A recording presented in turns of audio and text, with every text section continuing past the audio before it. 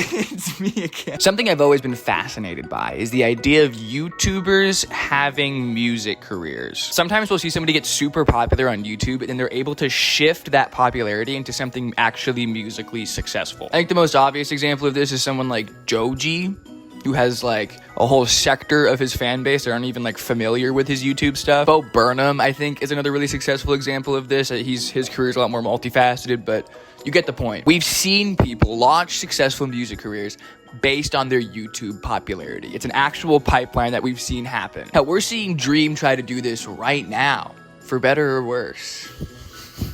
For worse. However, these shining examples are like the few standout examples in a sea of pathetic attempts of YouTubers trying to capitalize on the height of their fame by making music. Most of today's biggest YouTubers have made some sort of song or musical thing at some point. Back in the early 2010s, it was like parodies and original songs. Y'all remember Tobuscus?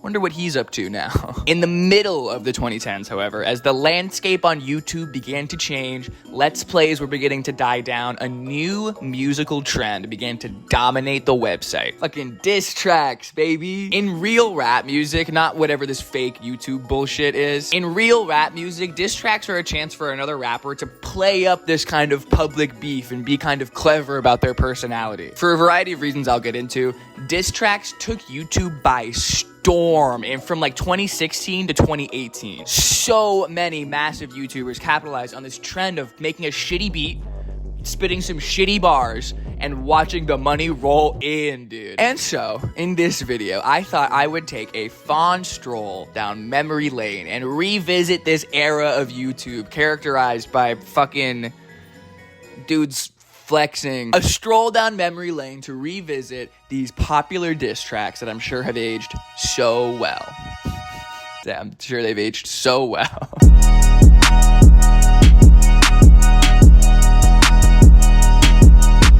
Okay, before we properly get into the diss tracks, I think we need to talk about the historical landmark moment that was Jake Paul releasing It's Everyday, Bro. If you have been on the internet at all over the past 5 years, you know what this is, bro. This song has 300 million views now, bro. Isn't that fucking crazy? Released on May 30th, 2017, Jake Paul's It's Everyday, Bro exploded. There were so many people who talked about it when it came out. It was like a world event. Every single commentary channel on YouTube jumped straight on the opportunity to talk about this thing. He was big before this. Keen eyes would understand that he came in with the Disney Channel flow, all right? He was on Disney Channel before this. He wasn't a nobody. But this shit, like, to a degree, I think catapulted him even further into the mainstream. The song itself isn't even a diss track. It's just stupid. But it was a cataclysmic event that set off a chain reaction for things to come. And with that,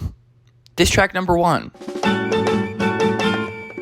Following the release of It's Everyday, Bro, so many scumbag YouTubers like Jake Paul wanted to get their name in the diss track mix. Again, Jake wasn't the first person to have a stupid popular song blow up like this. His own brother beat him like a couple weeks prior. But if we're talking about diss tracks, I think It's Everyday, Bro represents like an important milestone in like the internet canon, the culture. And who better to follow it up than fellow internet cesspool ricegum. Ricegum is the king of subtlety and nuance. He got Jake Paul's ex-girlfriend, Alyssa Violet, to be in the video, and he names it It's Every Night Sis.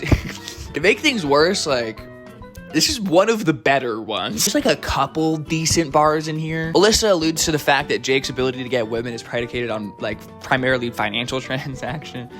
I'm analyzing a ricegum Jake Paul diss track. Like, I'm so fucking cringe. If we compare the bars of any of these diss tracks to like actual diss tracks from rappers, it would make all of these fuckers look like kindergartners. But that's a quick 200 million views. So like, who's the real winner here?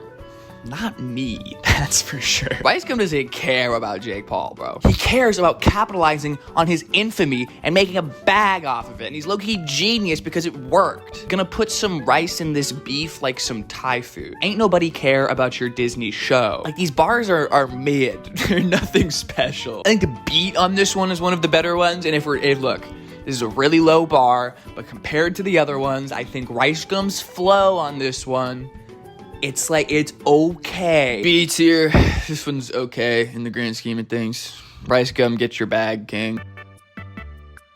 Okay, it's every day, bro. ricegum's diss track, and then we skip a month later. Jake's own brother comes out with his own hit piece, and this one is fucking terrible, dude. Compared to ricegum, his cadence is just so much more like loud, annoying Vine Boy flow. I'm not saying ricegum is anything crazy, but he isn't screaming at me as hard, which I like for my ears. There's a bar in here where Logan's like, yeah, you were on Disney, but who helped you read your lines? It's like, what are you bragging about? Are you bragging about helping your more famous brother be more famous than you? Like, what? You don't fuck with the Logan!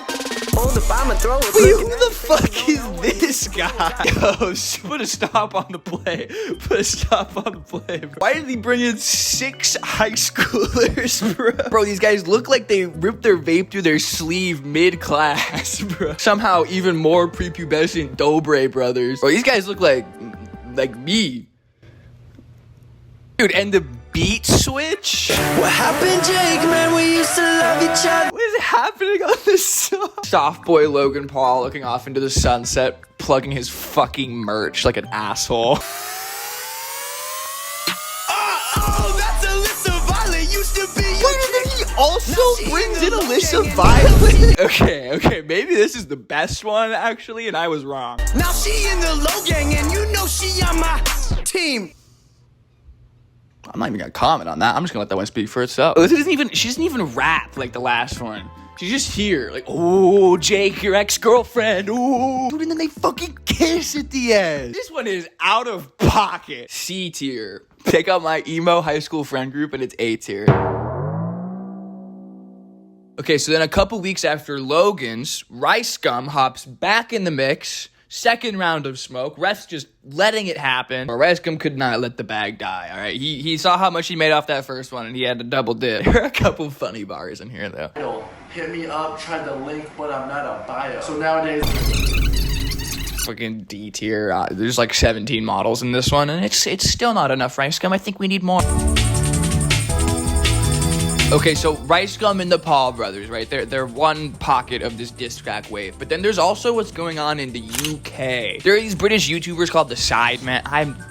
I don't have to explain who the Sidemen or who KSI is. Like, they have tens of millions of subscribers. Like, you should have a degree of internet literacy if you're watching this video in the first place. Dude, internet literacy? Who the fuck am I? August 6th, 2017. We're now 2 whole months after Everyday Bro. KSI says he's leaving his massive YouTube group called The Sidemen. This is the cleverest way to set up the quickest get-rich-quick scheme I have ever seen. And there's like 8 of these dudes, right? So all of them make diss tracks on KSI, make a bag, and then on top of that, they can make reaction videos to all of each other's diss tracks and shit. Double that money. Dude, I am not gonna sit here and go through every single Sidemen diss track. There are fucking 10 million of them. There are a whole playlist dedicated to watching them in chronological order. A couple highlights from the Sidemen diss tracks. KSI has one. I don't know who it's on. It's on like Harry or somebody. Who fucking cares? But KSI has one diss track, and in it he says this. How many girls have you fucked in your life? 1. That's mad. Your girlfriend's forehead mad. Dude, I burst out laughing when that sequence of lines is so funny. One of the other dudes, Vic Star, he's Indian, so of course his diss track sounds like this. Just world-class shit all around. Most of these are fucking terrible. KSI can like kind of rap, but to be honest with you, this whole British side of the diss track wave, totally worth skipping. Fucking shit tier, bro. At least our schools aren't fucking shooting ranges. Kill yourself. Dude, now that I have a tripod, I'm just like actually just fucking around with these angles, bro. Like, what the fuck is this? We're gonna hop back across the pond again, and we're gonna visit our old friend ricegum, who seems like he's the main player in a lot of this shit. Except this time, he's the victim and not the shooter. I think it's time to talk about iDubbbz. I remember when this came out, me and my friends were like, holy shit, he just like murdered ricegum in broad daylight. And I think iDubbbz deleting all of his content cops from this era kind of cements how far we've come as a website. You know what I mean? I think it further just cements how batshit insane this era of YouTube was too. iDubbbz' content kind of revolved around like tearing people down meticulously and methodically, and ricegum like doesn't have the rhetorical capabilities that iDubbbz does. So the things that iDubbbz was saying in his diss track were like way harder hitting than the stuff that ricegum was saying. And it wasn't like iDubbbz' song was crazy or anything either. There's literally a feature from a groomer on it. Like, that's a bad look. There's a level of actual rhetoric here in the diss track, instead of just fuck you, you're stinky, I have 16 bands. ricegum was able to clap back with his own diss tracks, but like none of them were as good as what iDubbbz was able to produce. I'll say it again, this song is not that amazing. But what it was able to accomplish at the time in comparison to its like shitty YouTube star counterparts, kind of impressive in my opinion. And out of all of these YouTubers, honestly, iDubbbz has probably exhibited like the most growth and maturity as a person over the years too. B tier. It's a real shame about that groomer feature. Boom. Oh, whoa. We're doing some late night filming. Everyone's asleep. Time to scream. Dude, I look so greasy in this light, bro. You know what's illuminating me? Fucking rice. Okay, so time travel a year later to the fall of 2018. Most of the hype surrounding diss tracks have died. People aren't making them like they used to. They're not getting as many views. ricegum and Jake Paul and all these big players in the diss track game, they're not as relevant as they were a year ago. And so this stage is set for someone new to come in and reinvent the formula now that the trend has died down. I'm so white. I'm so white. Quadeca is a name that is nowhere near as big as these other people that I've talked about so far by any means. But he's one of the few successful examples of people breaking out of the YouTube sphere and making an actually successful music career. So take it back 5 years ago to 2018 when this dude is beefing with KSI. I don't remember why they were beefing. I could be a good YouTuber and like look it up and do like a one Google search, but like who cares why they were like does it matter? The only thing that matters here is the diss track itself. And when somebody actually musically inclined drops a diss track, oh my god. Bro, even Logan Paul, who wasn't even part of the beef, got a quick 10 milli just from reacting to it. Quadeca's KSI diss track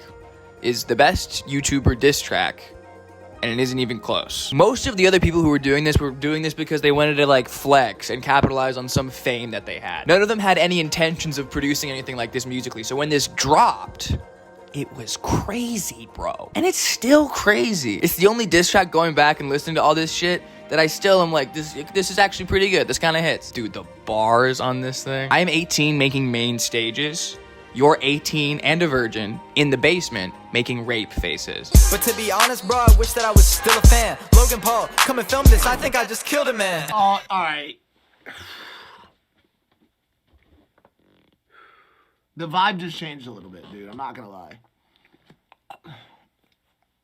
That one's a little. Thank you guys for watching. Like and subscribe. Like, bro, like, oh my god, it's a massacre. It's leagues above everything else. It's not even close. ricegum's flow is better than Jake and Logan's, but all of them are at the end of the day are just flexing how much money they have. This one has like actual funny analogies and comparisons and like call outs of real flaws that KSI has. S tier. It's the king of all YouTuber diss tracks. It's not even close.